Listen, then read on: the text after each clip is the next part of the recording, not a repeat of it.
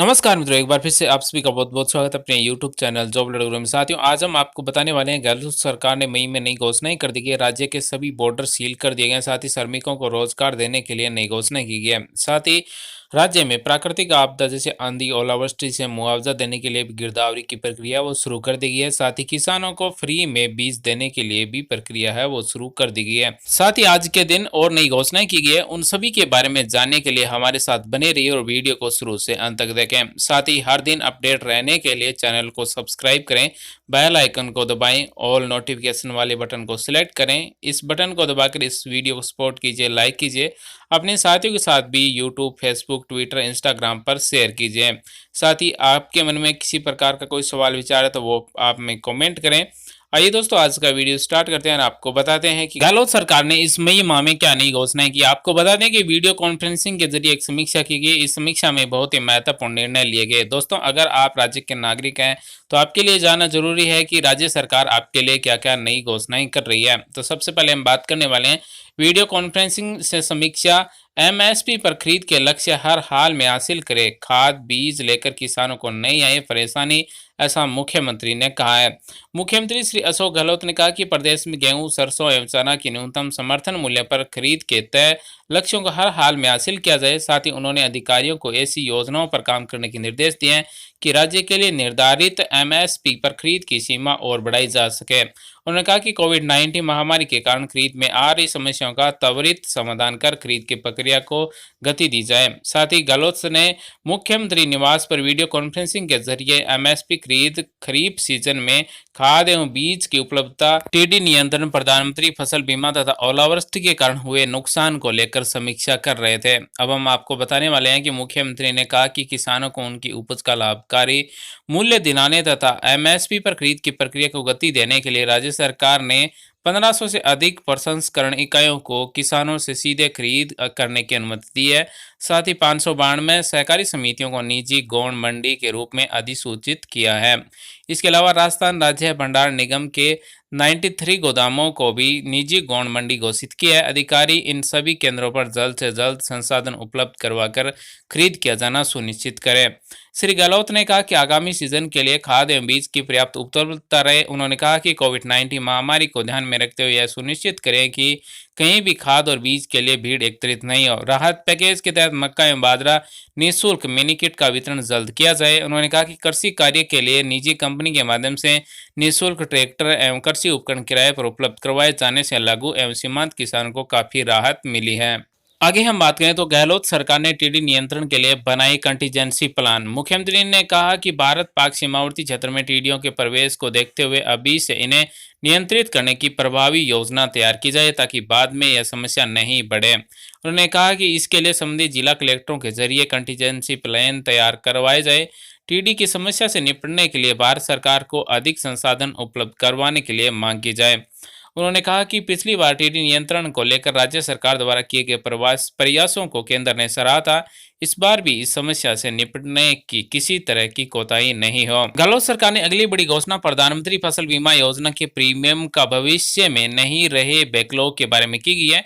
श्री गहलोत ने कहा कि प्रधानमंत्री फसल बीमा योजना के तहत प्रीमियम का भुगतान समय पर किया जाना सुनिश्चित करें ताकि किसानों को फसल नष्ट होने पर जल्द से जल्द इनका लाभ मिल सके। उन्होंने निर्देश दिए कि प्रधानमंत्री फसल बीमा योजना को विभाग सर्वोच्च प्राथमिकता देते हुए इनके लिए प्रभावी प्लानिंग करे ताकि भविष्य में प्रीमियम का बैकलॉग नहीं रहे। उन्होंने इस पर खुशी व्यक्त की कि विभाग ने योजना के तहत बकाया विगत वर्षों का 2200 करोड़ रुपए का राज्य के हिस्से का प्रीमियम भुगतान कर दिया है और इससे किसानों को करीब 5000 करोड़ रुपए का मुआवजा मिला है। गहलोत सरकार ने अगली बड़ी घोषणा ओलावृष्टि प्रभावित को जल्द दें सहायता, यानी कि जहां पर ओलावृष्टि हुई है वहां पर कुछ सहायता देने के लिए यहां पर कुछ नियम लागू किए गए। तीनों ओलावृष्टि एवं आंधी से प्रदेश के विभिन्न जिलों में हुए नुकसान की स्थिति की समीक्षा करते हुए निर्देश दिए कि प्रभावित को जल्द से जल्द सहायता प्रदान की जाए। उन्होंने कहा कि ओलावृष्टि से फसलों को हुए नुकसान की गिरदावरी भी तत्काल प्रभाव से करवाकर मुआवजा वितरित किया जाए। नए खरीद केंद्रों को तेजी से कर रहे क्रियाशील। कृषि मंत्री श्री लालचंद कटारिया ने कहा कि आगामी मौसम को देखते हुए विभाग ने तैयारी कर ली है कि ताकि किसानों को किसी तरह की समस्या का सामना नहीं करना पड़े। खाद्य एवं नागरिक आपूर्ति मंत्री श्री रमेश मीणा ने कहा कि न्यूनतम समर्थन मूल्य पर खरीद के लिए केंद्र बढ़ाने से किसानों को राहत मिली है। बढ़ाए गए केंद्रों पर संसाधनों की पर्याप्त उपलब्धता जल्द होने से किसानों को इनका पूरा लाभ मिल सकेगा। सहकारी मंत्री श्री उदयलाल आंद्रा ने बताया कि एमएसपी पर अधिक से अधिक खरीद के लिए नए केंद्रों को क्रियाशील करने का काम तेजी से चल रहा है। सामाजिक न्याय एवं अधिकारिता मंत्री मास्टर भंवरलाल मेघवाल ने कहा कि प्रदेश में ओलावृष्टि से हुए फसल खराब के लिए जिला कलेक्टर्स को गिरदावरी कराए जाने के निर्देश दिए गए हैं। गहलोत सरकार की अगली बड़ी घोषणा आज की प्रमुख शासन सचिव कृषि एवं सहकारिता श्री नरेश पाल गंगवा ने प्रस्तुतिकरण देते हुए बताया कि सरसों एवं चना की खरीद के लिए पहले 279 खरीद केंद्र स्वीकृत किए गए थे। अब राज्य में 520 अतिरिक्त क्रय केंद्र स्वीकृत किए गए हैं। प्राप्त लक्ष्य के अनुसार पूरे राज्य में सरसों या चने के करीब 8 लाख पंजीयन होने की संभावना है। प्रदेश में 4 मई तक 7,864 किसानों को सरसों या चना खरीद का 94 करोड़ रुपए से अधिक का भुगतान कर दिया गया। राज्य में खरीफ की अनुमानित बीज खपत 8.70 लाख क्विंटल से मुकाबले 9 लाख क्विंटल से अधिक बीज उपलब्ध हैं। उन्होंने बताया कि कोविड-19 राहत पैकेज के तहत 15,000 क्विंटल संकर बाजरा बीज की पूर्ति के लिए वितरित आदेश जारी कर दिए गए हैं तथा मक्का बीज के लिए राज्य बीमा निगम द्वारा नेफेड एवं राष्ट्रीय बीज निगम से व्यवस्था की जा रही है। तो साथ ही यह बैठक हुई बहुत ही महत्वपूर्ण। श्री बी.डी. गुप्ता, अतिरिक्त मुख्य सचिव श्री निरंजन आर्य, सूचना एवं जनसंपर्क आयुक्त श्री महेंद्र सोनी सहित संबंधित विभागों के वरिष्ठ अधिकारी इस वीडियो कॉन्फ्रेंसिंग में उपस्थित थे। आगे हम बात करने वाले हैं, गहलोत सरकार ने वीडियो कॉन्फ्रेंसिंग के जरिए कोविड-19 के संक्रमण की स्थिति की विस्तृत समीक्षा बैठक में एक बहुत ही महत्वपूर्ण निर्णय लिया है कि प्रदेश की अंतर्राज्यीय सीमाओं से अनाधिकृत व्यक्तियों के प्रवेश को रोकने के लिए राज्य सरकार द्वारा तुरंत प्रभाव से राज्य की सभी अंतर्राज्यीय सीमाओं को सील कर रेगुलेट किया जाए, जिससे राज्य सरकार द्वारा निर्धारित प्रक्रिया अपनाकर अधिकृत व्यक्तियों की राज्य में प्रवेश कर सकें।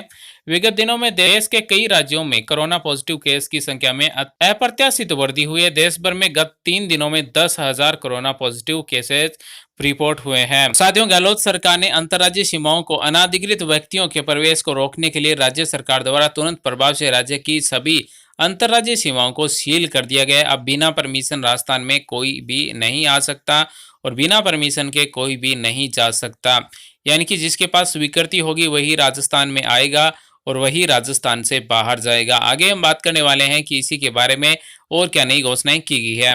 साथ ही दोस्तों, आपके अपने गांव का क्या नाम है वो हमें कमेंट करें। देश के अन्य राज्यों से भारी संख्या में बिना अनुमति के लोगों के प्रवेश की संभावनाओं के मद्देनजर सीमाएं सील करने का फैसला लिया गया है। संकट की इस घड़ी में प्रदेशवासियों के जीवन की रक्षा ही हमारी सर्वोच्च प्राथमिकता है। अंतर्राज्यीय आवागमन की अनुमति केवल भारत सरकार के गृह मंत्रालय द्वारा जारी दिशा निर्देशों एवं शर्त की कड़ाई से पालना करते हुए दी जाएगी। निर्देश दिए कि इसके लिए मुख्य सचिव अन्य सभी राज्यों के मुख्य सचिवों को पत्र लिखकर यह सुनिश्चित करे कि राजस्थान में आने के लिए केंद्रीय गृह मंत्रालय के दिशा निर्देशों में अनुमत श्रेणी के उन्हीं लोगों को आवागमन की अनुमति दी जाए जो इसकी सभी शर्तें पूरी करेंगे तथा राजस्थान की पूर्व सहमति भी प्राप्त करेंगे। साथ ही राज्य से बाहर की यात्रा के लिए भारत सरकार की गाइडलाइन के अनुरूप पात्रता पूर्ण करने वाले व्यक्ति को जिला कलेक्टर की अनुशंसा पर स्वीकृति गृह विभाग के स्तर पर जारी की जाएगी। अन्य कोई अधिकारी इसके लिए अनुमति नहीं दे सकेगा। अगर किसी ने अनुमति दी तो उसके खिलाफ सख्त कार्रवाई की जाएगी। केवल मेडिकल इमरजेंसी और परिवार में मृत्यु के मामले में राज्य के कलेक्टर ई पास जारी कर सकते हैं, जिसकी सूचना उसी दिन राज्य के गृह विभाग को देनी होगी। इसके अतिरिक्त राजस्थान सरकार की पूर्व अनुमति के पश्चात ही दूसरे राज्य राजस्थान में आने के लिए परमिट जारी करेंगे। साथ ही उन्होंने निर्देश दिए कि विदेश से आने वाले व्यक्ति जहां भी लैंड करेंगे उन्हें वहीं पर संस्थागत 14 दिन के लिए क्वारंटाइन किया जाएगा। साथ ही इसके बाद आवश्यक रूप से कोविड टेस्ट किया जाएगा। होम क्वारंटीन निर्देशों का उल्लंघन करने वालों को आवश्यक रूप से सरकारी संस्थागत क्वारंटीन में रखा जाएगा। उसके खिलाफ एफआईआर भी दर्ज कराई जाएगी। आपको बता दें कि विदेश से आने वाले जितने भी जो प्रवासी होंगे उनके लिए 14 दिन का क्वारंटीन किया जाएगा। इसके बाद ही उनका आवश्यक रूप से कोविड टेस्ट किया जाएगा। राज्य में अगली बड़ी गहलोत ने घोषणा की है कि प्रदेश के कुछ जिलों में ओलावृष्टि और आंधी तूफानों की फसलों को हुए नुकसान का आकलन करने और मानव हानि के लिए सहायता राशि तुरंत प्रभाव से प्रदान की जाए। साथ ही जिला कलेक्टरों को निर्देश दिए कि उनके टोंक जिले में खराब मौसम के कारण हुई 4 लोगों की मृत्यु पर उनके परिजनों को नियमानुसार 4 लाख रुपए तक की सहायता राशि देने के निर्देश दिए हैं। श्री गहलोत ने कहा कि गत दिनों विभिन्न जिलों में खराब मौसम और आंधी तूफान के साथ ओलावृष्टि हुई है, जिससे कई स्थानों पर फसलों आदि को नुकसान हुआ है। इसके लिए सभी जिला कलेक्टरों को जल्द से जल्द फसल खराब की जानकारी जुटाने को कहा है, ताकि आवश्यकता होने पर विशेष गिरदावरी कराई जा सके। साथ ही जिला कलेक्टर आंधी तूफानों और ओलावृष्टि से मानव हानि, पशुधन की हानि और भवनों आदि को हुए नुकसान की जानकारी भी राज्य सरकार को भेजे, ताकि प्रभावितों को एसडीआरएफ के नियमों के तहत मुआवजा राशि जारी की जा सके। साथ ही गहलोत सरकार ने कोरोना संक्रमण तथा लॉकडाउन के कारण उद्योगों को हो रही तकलीफ का एहसास सरकार को है। संकट की इस घड़ी में सरकार उद्यमियों के साथ खड़ी है। हम हर संभव प्रयास करेंगे जिससे उद्योगों को संबल मिल सके। निवास पर वीडियो कॉन्फ्रेंसिंग से उद्यमियों से संवाद किया। कोरोना के कारण दुनिया भर के निवेशकों भारत में संभावनाएं तलाश रहे हैं। ऐसे में उनके लिए राजस्थान बेहतर डेस्टिनेशन बन सकता है। सरकार जल्द टास्क फोर्स गठित कर निवेशकों को उचित वातावरण प्रदान करने का काम आगे बढ़ाएगी, ताकि राज्य में अर्थव्यवस्था जल्द से जल्द पटरी पर लौट सके और श्रमिक रोजगार से जुड़ सके। तो राजस्थान के मुख्यमंत्री श्री अशोक गहलोत ने निवास पर वीडियो कॉन्फ्रेंसिंग से उद्यमियों से संवाद किया, जिसमें राज्य में नए रोजगार मिलने की संभावना है। राज्य में नए जो उद्योग है वो खुलने की संभावना है, जिससे अर्थव्यवस्था जल्द से जल्द पटरी पर लौट सके और जो बेरोजगार श्रमिक है उनको भी रोजगार मिल सके। इसी के चलते आगे हम बात करें तो लॉकडाउन के कारण राज्य सरकारों के राजस्व पर विपरीत असर पड़ा है। केंद्र सरकार एक बड़ा आर्थिक प्रोत्साहन पैकेज दे, जिससे राज्यों के हालात सुधारे और उद्यमों को राहत मिल सके। अमेरिका सहित विभिन्न देशों में सरकारों ने आर्थिक पैकेज घोषित किया है। हमने भी केंद्र से इस पर विचार की मांग की है। अतिरिक्त मुख्य सचिव गृह को निर्देश दिए कि अंतर्राज्यीय सीमा सील करने के कारण भिवाड़ी के उद्यमियों एवं श्रमिकों को आवागमन में आ रही बाधाओं को दूर करें। बड़ी संख्या में औद्योगिक गतिविधियां शुरू हो गई है। उद्यमी इकाइयों में सोशल डिस्टेंसिंग के अन्य प्रोटोकॉल का पालन करते हुए उत्पादन गतिविधियां जारी रखें। स्पष्ट किया कि किसी श्रमिक के पॉजिटिव पाए जाने पर उद्यमी पर कोई कार्रवाई नहीं की जाएगी, लेकिन जीवन की रक्षा को ध्यान में रखते हुए एहतियात के साथ कार्य करें। लॉकडाउन के तीसरे चरण में ज्यादातर औद्योगिक गतिविधियों को शुरू करने की अनुमति मिल गई है। इसमें श्रमिकों की आवश्यकता बढ़ती जा रही है। श्रम विभाग ने भी श्रमिक संगठन ने कहा है कि वे श्रमिकों से अपील कर रहे हैं कि रोजगार से जुड़ने के लिए प्रेरित करें। तो दोस्तों ये तो आज का हमारा वीडियो। गहलोत सरकार ने मई में क्या नई घोषणाएं की है, आपको ये हर दिन जानना जरूरी है कि मुख्यमंत्री श्री अशोक गहलोत है वो आपके लिए क्या नई घोषणाएं कर रही है, राज्य में क्या नए नियम लागू कर रहे हैं, उद्योगों के लिए, रोजगारों के लिए क्या कर रहे हैं। साथ ही जानकारी आपको कैसी लगी हमें कमेंट कर जरूर बताएं। वीडियो देखने के लिए धन्यवाद दोस्तों। Thanks for watching. आपका दिन शुभ हो। जय हिंद साथियों।